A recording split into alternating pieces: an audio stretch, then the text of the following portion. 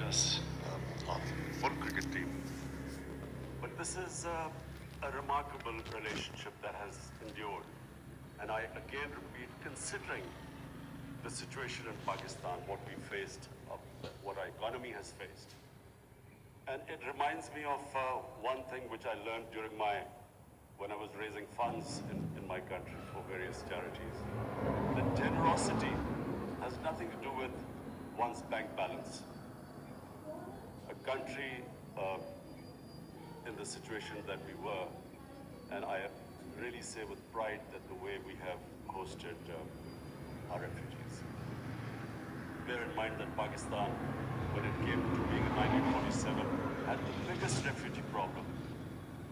And my mother's family, of course, also were refugees coming from India in 1947.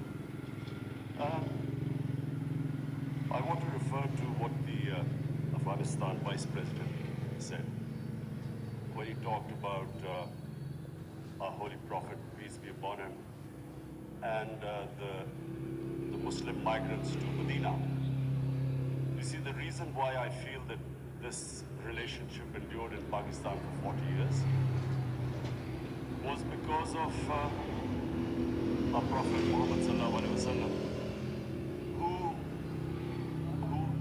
when they migrated from Makkah to Medina, when they faced religious persecution, that relationship between the people, hosts of Medina, and the refugees from Mecca was exemplary. And it has stayed in the Muslim psyche for all these centuries. And the second aspect I want to highlight about the